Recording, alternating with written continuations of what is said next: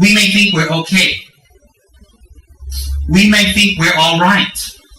We may think we're comfortable the way we are. But listen to this. I'm okay making this amount of money, being at home and doing this. I'm all right. I'm healthy. I have enough money.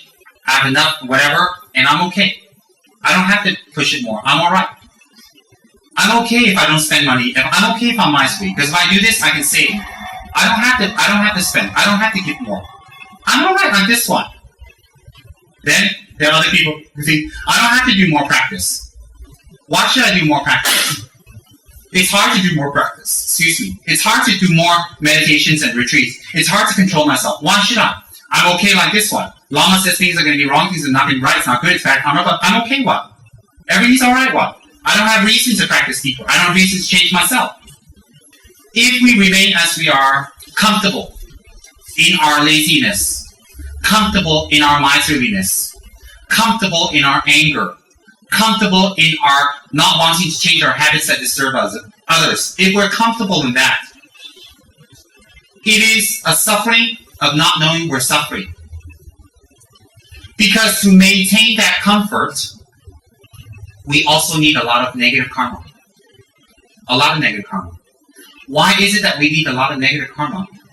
Because that comfort eventually and ultimately takes us away from real security and comfort. So when we're comfortable being annoying, we're comfortable being naggy, if we're comfortable being miserly, we're comfortable. Let's take miserly. If we're comfortable being miserly, at this moment I have $100 in the bank. I'm not going to share. I'm not going to give. No one knows. Everybody pays for me. Everybody does for me. And do. Never mind. If we have this kind of attitude, we're comfortable right now, but that attitude of miserliness arises from the mind that imputes or thinks that by keeping wealth, I will be happy. So the mind is imputing on an external material object to gain internal permanent happiness. So how can external impermanent phenomenon, such as wealth, bring internal stable happiness? So when we have an attachment to wealth, and we're miserly, when we are attached to it, it creates tremendous negative karma. Each day that we are in that mode of thought. Why? Each day when we're in that mode of thought, the Buddha teaches the way to release ourselves is non-attachment. So when we are attached to anything and we justify it, we are actually contradicting Lord Buddha's attainments, which he taught from. That these type of attitudes will not help you to gain higher attainments or higher thoughts. So that's one. Second is, when we're continuously miserly, what the Dalai Lama here describes as immediate effect and ultimate effect. The immediate effect is that people around us will be on the alert. And people around us will feel uncomfortable.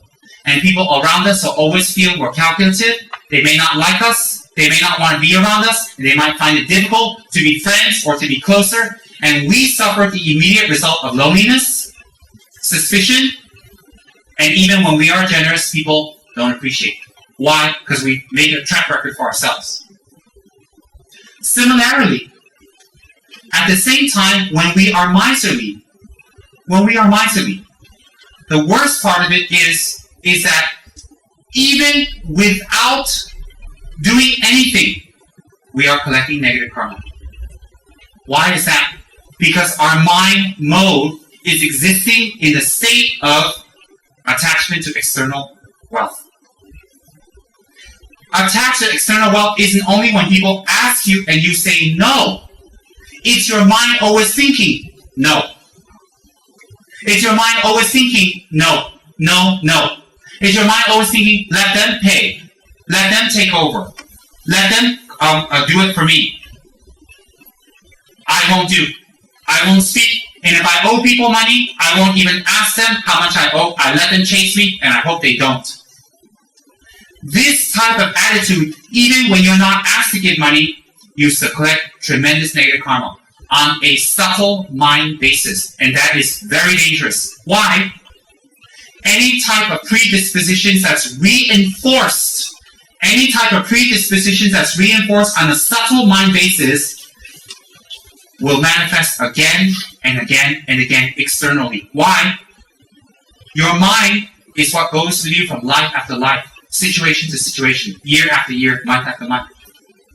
So if you're miserly, stay in that state of miserliness will increase your miserliness and increase your chances of going to the 3 lower realms.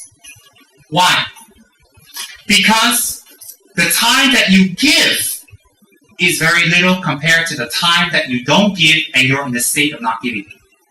So when you don't give all the time, you don't give. And the few times you give, that few times you give will not be enough to erase the times that you had the attitude of not giving. Therefore, this mental disposition and this karmic effects that comes continuously is very, very strong. So at the time of death, the few times that you gave will not be enough to help you to gain wealth in your future life. But the many times that you had the attitude to constantly not give will overwhelm you to take a negative rebirth, projecting karma in your next life.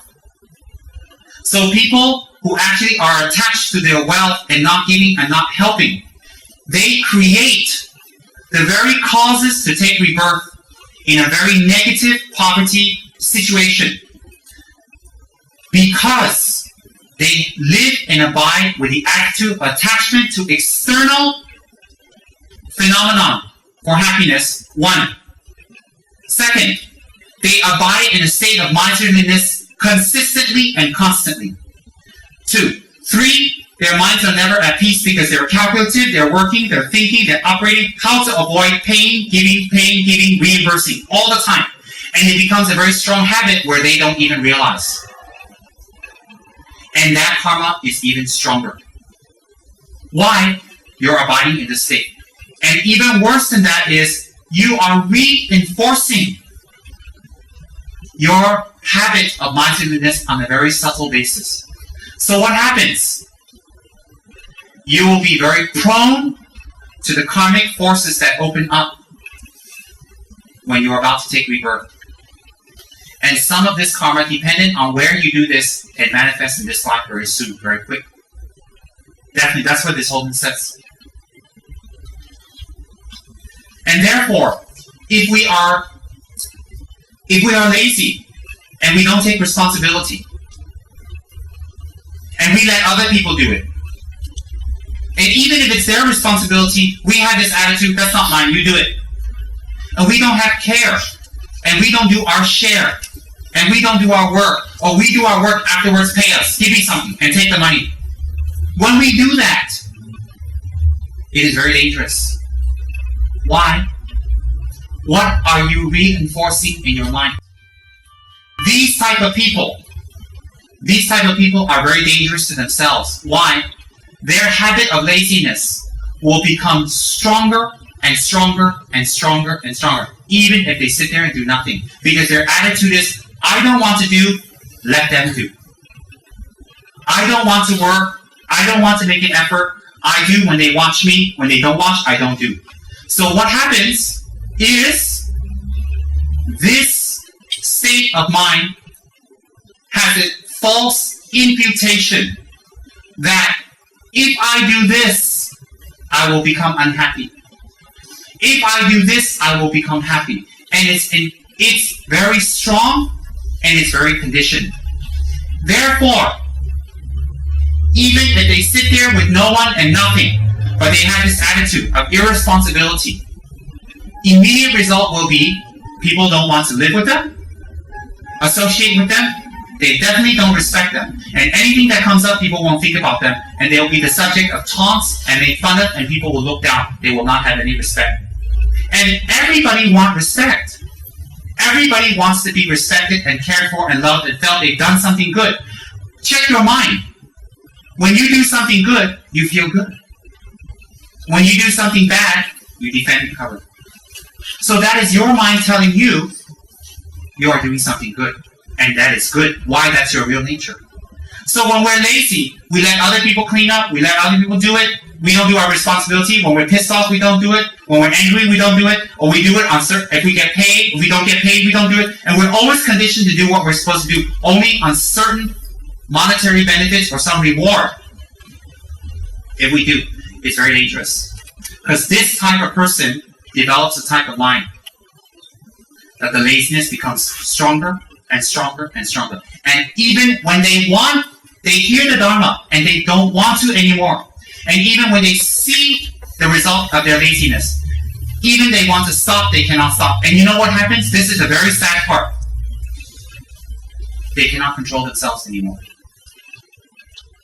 They'll reach the point, it's a habit to be lazy. It's a habit to trick. And you know why that's dangerous? Because you automatically make negative karma every single day, every single minute, every single situation. Automatically you make negative karma. Sitting there doing nothing, don't think you don't collect negative karma. Don't think that. This book proves it. Don't think you don't collect negative karma by sitting there doing nothing. Laying at home doing nothing, you collect negative karma. Why? You're born from it. You operate from it. Your mind operates on imputed existence of phenomenon. Your perception of phenomenon is wrong. You're not wrong. Your perception is wrong, as the Dalai Lama says. So therefore, when you're lazy, and you have a chance to do something about it, and you don't, it will be your self-destruction. Why? Check yourselves, and from the time you're born up till now, how many times you escaped your actions and what you've done, and where it brought you, and how old you are. And as time gets on, how come it becomes harder and harder and harder to change? How come? How come every month and every year it becomes more difficult to transform yourself and change? And you become more angry, you can become more defensive, and you find more people go away. If you find you have friends around you, you check what kind of friends. Friends of positive nature that help you go up and you help them go up, or just ha-ha friends, just joke, talk, gossip about politics and nothing. What kind of friends? Those are not friends. Those are people you help to go hell, and they help you to go to hell. Those are not friends. So having a lot of people around you, ha-ha, I have friends, what? Wrong. Those you say, well, I know me, I'm lazy, I don't have friends. Well, if you don't have, I'm a loner, I don't like friends, I don't want to be with people, I'm that type of person. It's okay, but remember something. Is your Dharma practice and your Dharma progress in your mind advancing when you're alone? Or do you remain stagnant, not moving? You can check.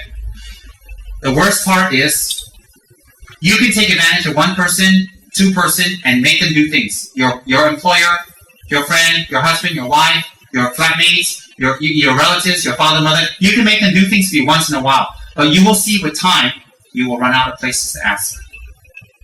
Karmically, you will run out. Respect-wise, you'll run out. You'll run out. And you cannot move up. And like I said, remember this. If you check yourselves honestly, you will find changing yourself becomes more and more and more difficult. So what happens is, you're stuck that way. If you're stuck that way, and the karma you create every minute with this attitude, when you die, where do you think you will take rebirth? Where? You think yourself?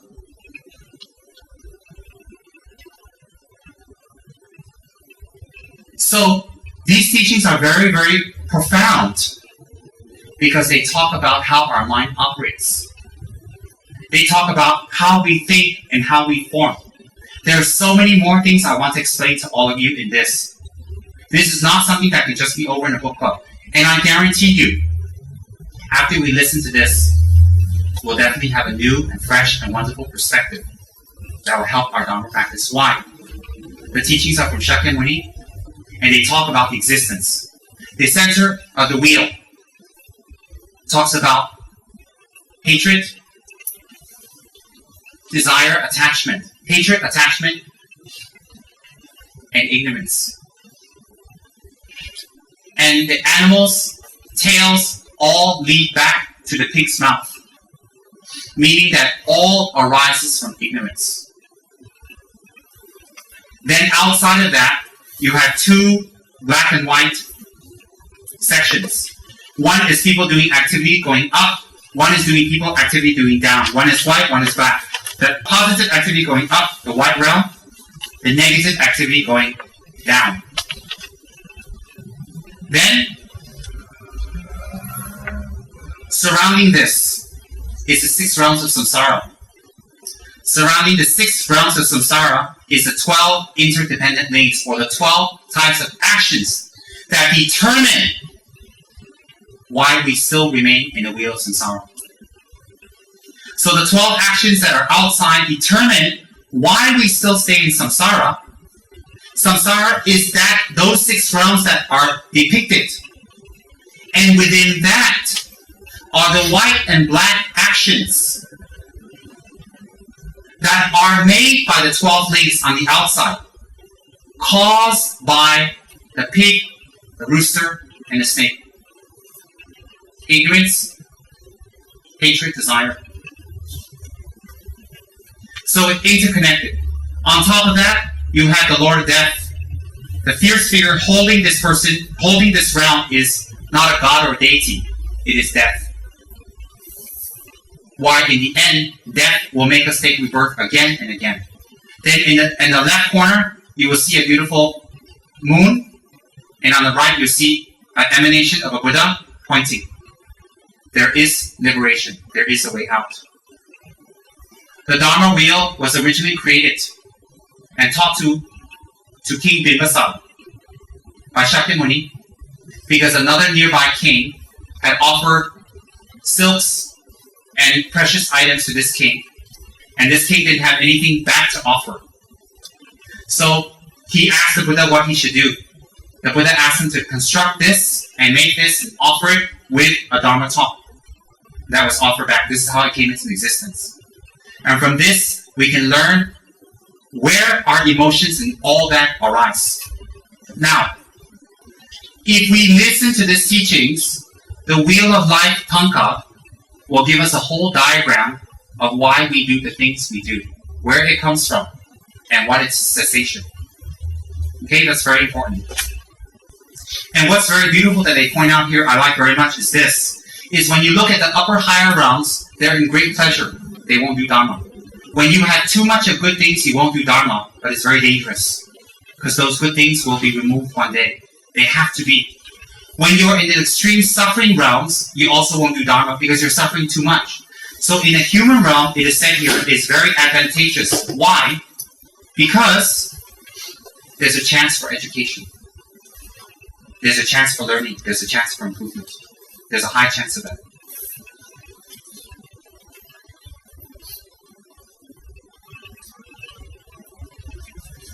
The dependent arising, a cycle of existence, starts with ignorance.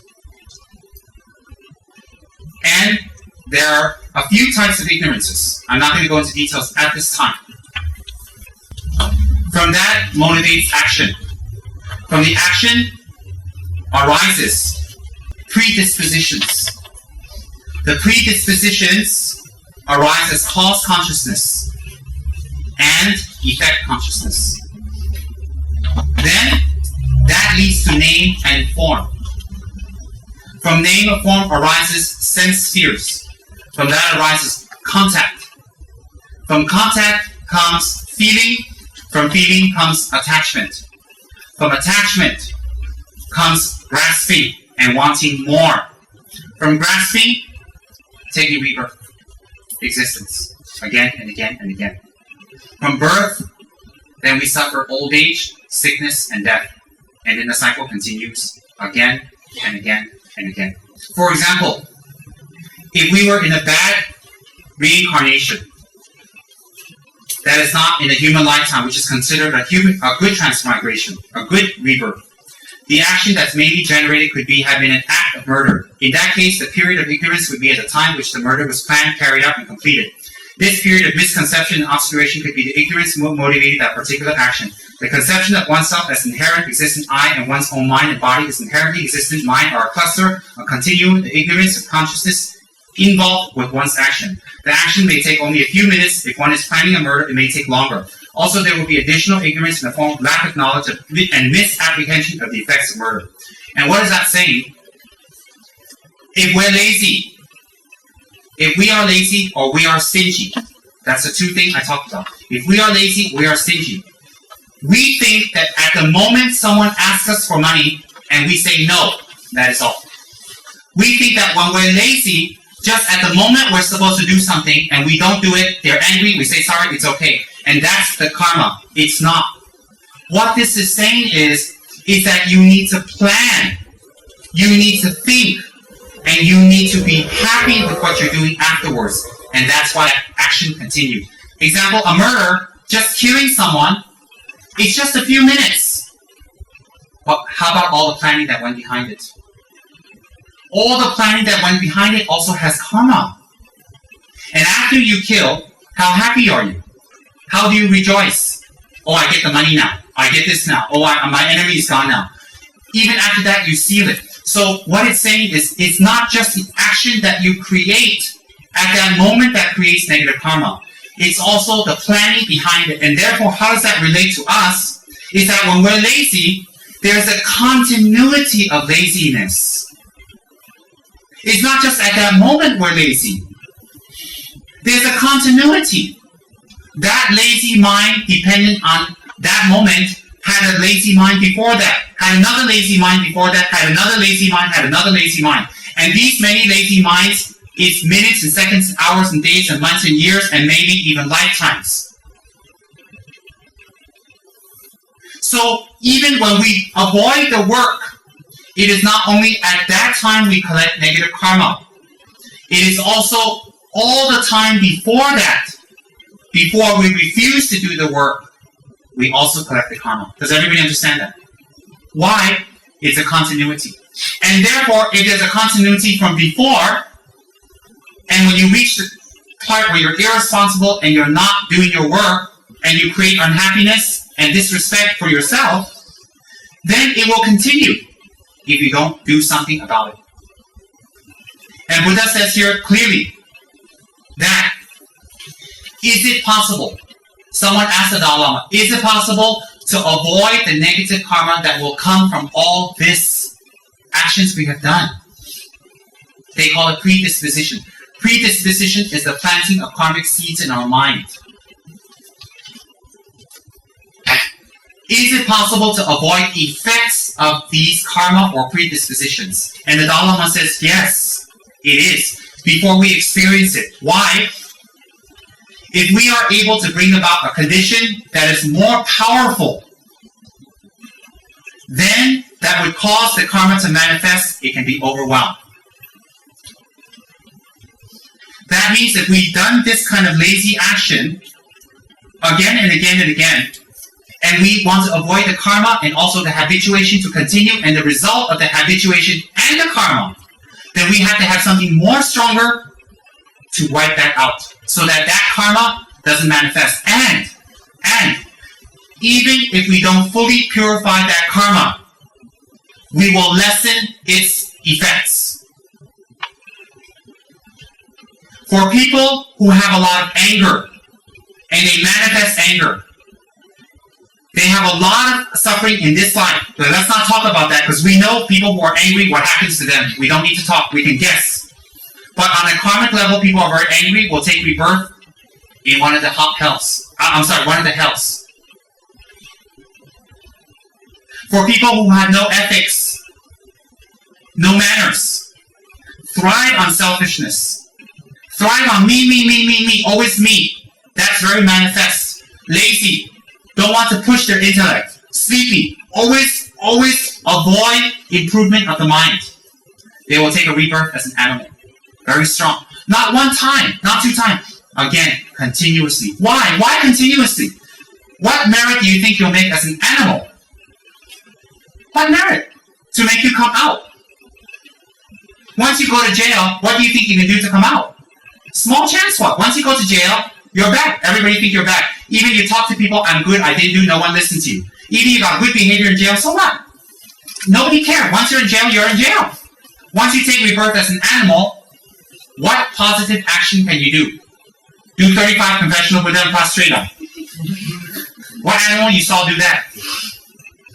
Then once you take animal, definitely animal again, spirit again, hell again, animal, spirit. Not once or twice. It can go on for many aeons.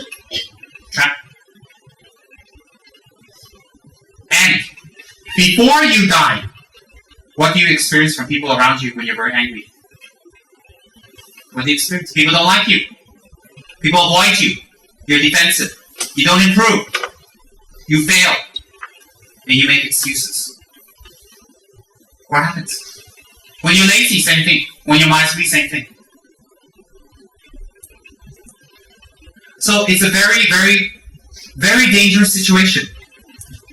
If we do something more powerful, that is the four opponent powers, regret, purification practices, that will be much more powerful than the negative karma we have accumulated. And how much it purifies and how much it wipes away is how much effort we apply. And when we don't apply effort, even when we want to apply effort, we will not be able to anymore. We will find ourselves out of control. Too lazy, too selfish, too greedy, too lusty, too big mouth, too angry, it will become more and more. And for even the gods, and it can liken to the human realm also, when we have too much of a good thing, when things are too good, good water, good house, good car, good money, everything's easy, then we become too comfortable. When we become too comfortable, we find that we are like easygoing, we don't want to associate, we're happy with our house. Actually, that's deception. Why is that deception? Because to reside and stay in our house with everything nice and easy and wonderful will require tremendous amount of merits. But at the same time, when we live like that, we are also nurturing another type of mind and another type of karma. That is the lack of applying effort toward developing the qualities that will not take us to the lower realms in the future. The people who die poor or people who die rich, there's not much difference. It's their attitude. But if we live a life that's easy and we check ourselves, it pulls us down into what? Into more wealth, into more laziness, into more relaxation, into more not effort. It's very dangerous. Why? Then we habituate our mind toward laziness, not pushing, not applying, and not doing more when we can. Actually, when we have everything, when we have money and clothes and car and food, when we have everything, in fact, it should help us to do more spiritual practice. Spiritual practice doesn't bring pain. The application of spiritual practice, when it upsets our reality, brings pain. What's bringing pain? It's our false reality, not the Dharma practice. So therefore, when we reside in that kind of situation, are you sure you will be rich in this life all the way to the end, and the next life, and the next life, and the next life, and the next life? Are you sure? But if you're not sure, and you have this attitude of laziness, and the next life you're not rich, then what will happen to you? You're not able to work, you're not able to push yourself, you're not able to achieve. Why? The attitude is still there, but the environmental circumstance is not there anymore. So therefore, even not doing anything in our house, and for some of you, I've never spoken about this before, because some can understand, some cannot. But let me talk about it now. Even sitting in our house, sitting in our car, sitting in our apartment, sitting outside in a tent, and we have this attitude of not pushing and doing more when we can. A arises from us having ignorance and not knowing the effects of karma. B, it comes from not understanding the true nature of our mind. C, habituation is very strong. Then you think, well, if I'm so bad, why do I have this? Well, you have this You have wealth, you have this. It doesn't mean it's the result of good karma. If it's the result of good karma, your spiritual practice will progress. It will definitely progress in anything you have. If it's the result of just karma, you can go up or down, or most likely down. Why? This attitude will become stronger and stronger and stronger. So even when you sit there doing nothing, it is negative karma. Why is it negative karma?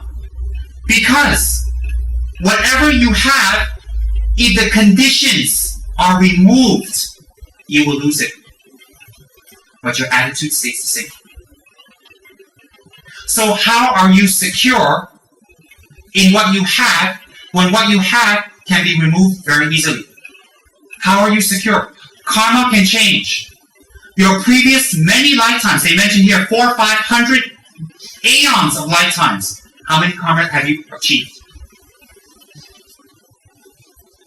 So these teachings might be disturbing for some people. Let it not disturb you. Think of it this way. Know the truth. Know what affects you. Know what you can do. And do something about it. Avoiding to hear the Dharma because it creates fear and makes you uncomfortable is not a way out. It's not a way out. Why?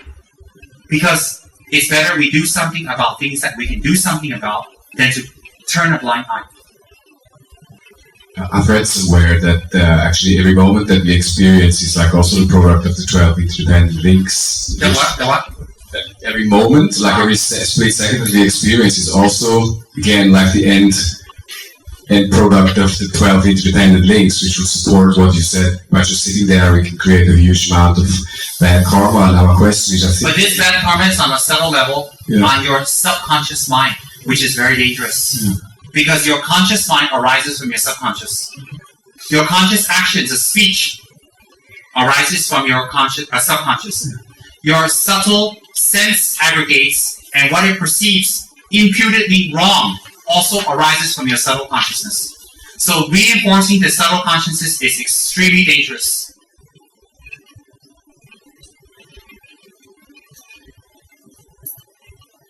Very dangerous. And it will reach the point of what? You don't believe in karma? Okay. You check your habits. How more difficult is it to control? Even taking a vow and holding it. Why are people so afraid of being a monk and nun?